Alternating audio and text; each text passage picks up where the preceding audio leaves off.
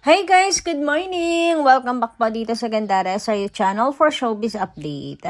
Andito na naman nga po akong muli nagbabalik. Ang nagmamaganda ninyo kachismosang Kim Pao, wala na pong iba. Ang lokaret na si Gandara SRU upang maghatid sa inyo ng latest update and fresh happenings patungkol kina Kim Chiu and Paolo Avellino. And para nga sa umagang ito ang tatalakayin natin at pag-uusapan ay mayroon pong kinalaman dito syempre sa resibo na ipinost ni Paolo Avellino. Grabe naman nga ang isang Paolo Avellino. Ano po? Talagang hindi naman napaghahalataan. Charot! Anyway, bago tayo mag-start, sa mga di pa nakaka-subscribe sa ating channel, maaari lamang na pindutin po ninyo ang subscribe button at notification bell natin na nariyan sa baba upang kayo po yung maging updated at ma-notify tuwing may bago tayong chika at balita hinggil sa Kim Pao. Basta mga balita na may kinalaman kina Kim Chiu and Paolo Avellino, sagot na po natin yan. And darito naman ang ilang mga comments na napili po nating basahin para sa umagang ito bilang pasasalamat sa ating mga taga-subaybay na nakatutok at nakaabang po parate sa atin pong daily updates at para bigyan na rin ng tinig ang kanila pong mga reaksyon at opinyon bilang mga fans nila Kim and Paolo. So ang first commenters nga natin sa umagang ito, nais kong i-shoutout si Ma'am Maura Barkin at Ma'am Kitty Bells. Sabi nila rito, tama, wag sila makinig sa mga basher. Ako talaga Kim Pao forever. Nanonood ako ng alibay. Nanonood ako ng alibay kahit antok na ako. Thank you, Gandara. Ako din, ayoko sa mga binabasa mo, Gandara. Ang saya na ng mga panatag at lungkot pa din ng mga tinatanong at opinion nila. Ang linaw ng mga plano ng Kim Pao. Oh, yung sa Paris pa lang grabe na yon. Pwedeng mababasa ang future nila.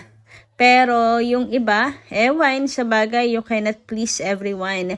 May lumiliko pa rin ng opinion. Mga seniors dito na lang kayo makinig kay Gandara. Oh, legit ata delulu.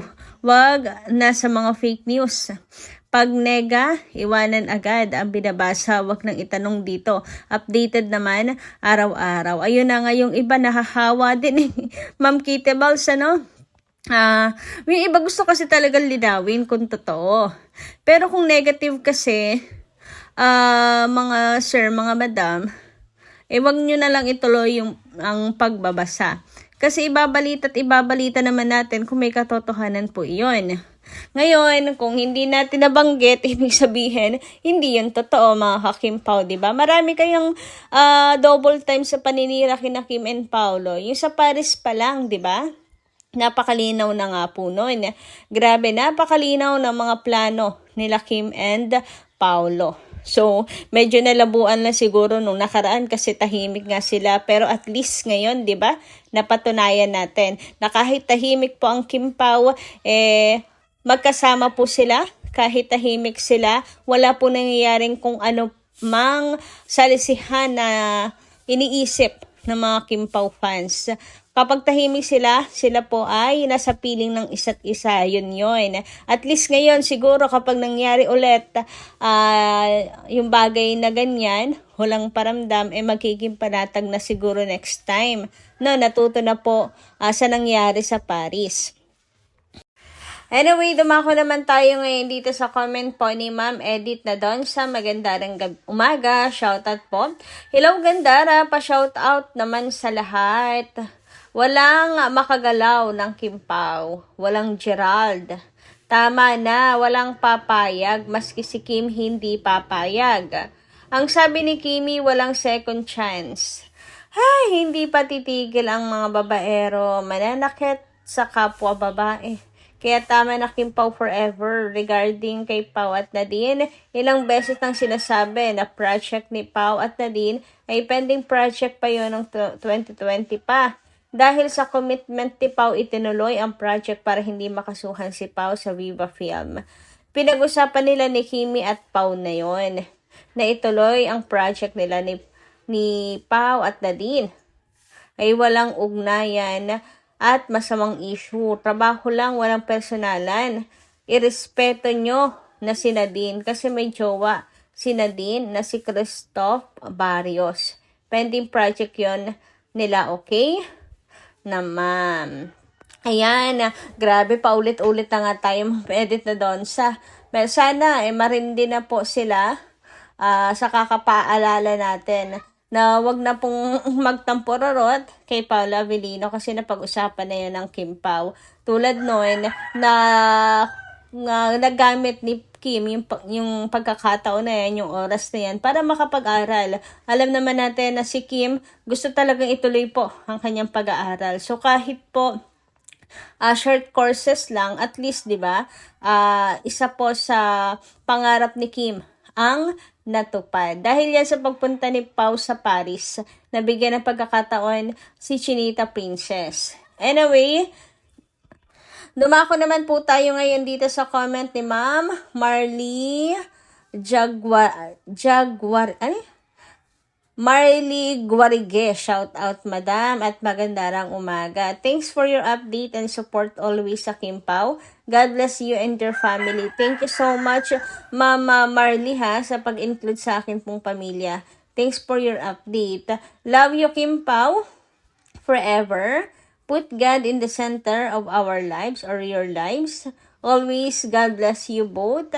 Always Paul and Kim, stay safe, healthy, loving, caring, sweet, stronger, and happy together always. Ayan, napakagandang mensahe naman, Ma'am Marley, para kina Kim and Paolo. Yes po, always stay safe, Kim Pao, lalo na't mag-world tour po silang dalawa. Nako, ang mga senior natin, sigurado hindi po matatali, panay po ang dasal para sa kaligtasan ng Kim Pao. Samantala, dumako naman nga tayo sa mga naging ganap ni Kimi sa Paris at unahin na nga natin pag-usapan ang tungkol dito sa mga course na kinuha niya. Mga course, yes, mga course mga kakimpaw sapagkat bukod sa business, mukhang nag-aral din po si Kimi ng pastry mga ka-KP. Tingnan nyo nga po yan. Ito pala, yung pinanghuhugutan ni Paula Avellino, kaya lakas ng loob, yayain si Kim. Hindi pala sila basta-basta kakain sa restaurant. Si Kim ang kanyang paglulutuin ng tinapay. Grabe naman nga yun. Sabi nga dito, looks like she took pastry lesson 2. Grabe no, si Kimi, napaka busy sa Paris. Dami niyang nagawa in short time. Nakakabilib at nakaka-proud. Kung sa bagay, ganun talaga kapag ka nasa labas ka ng bansa. Nako, hindi ka pwedeng tamarin. Dapat sulitin mo talaga na nandun ka. At ayun nga ang ginawa ni Kim Chu. At ito nga mga fans, diba, hindi po makapaniwala. Grabe si Kimi. Sulit na sulit talaga yung bakasyon niya mga kakimpaw, no? So, ito rin pala yung training na sinasabi ni Sir EJ. Baka yung training, ito yung paggawa ng tinapay mga kakimpaw, pagbibake. But, anyway, speaking of bread, eto na nga mga kakimpaw, si Paula Avellino ay may pag-post din po ng resibo. Kaya naman talagang windang ang lahat, kinilig ang lahat, talaga namang talunan, nagsisitilian ang mga Kimpaw fans kasi confirmed. Grabe naman nga yun, no? May paglapag po ng resibo ang ating papi. Ayan, no? Tinan nyo yung tinapay. Diba? Yan yun eh. Kaya pala mayroong si Pao, pag-post, coffee and bread. Ang nakakatuwa dito, magsiserve pala sa kanya mismo at magluluto para sa kanya ay si Chinita Princess. Galing naman talaga. Iba talaga kapag in lababo. Charot! Anyway, ayun nga, ang dami pong mga pruwebas, ang dami pong naglalabasan, na talagang Kimpaw is real. Ewan ko na lang talaga kung meron pa pong magduda kila Kim and Paolo. Pag-uuntugin ko na talaga sa pader. Charot. Ang titigas ng ulo kapag meron pa rin hindi po maniniwala na magkasama talaga silang dalawa. Na may relationship silang dalawa. Malalim ang samahan nilang dalawa. Kasi silang dalawa naman na po ang nagbubuking sa kanila pong mga sarili. Ewan na lang talaga kung wala pang maniwala dyan mga kakimpaw. Sina Kim and Paolo na yung nagpo-post ng mga resibos. Anyway, hanggang dito lang po muna ang aking update. Maraming salamat po sa inyong pakikinig. And kita-kits po tayo muli sa mga susunod natin chika. Maraming salamat at ingat po kayo palagi.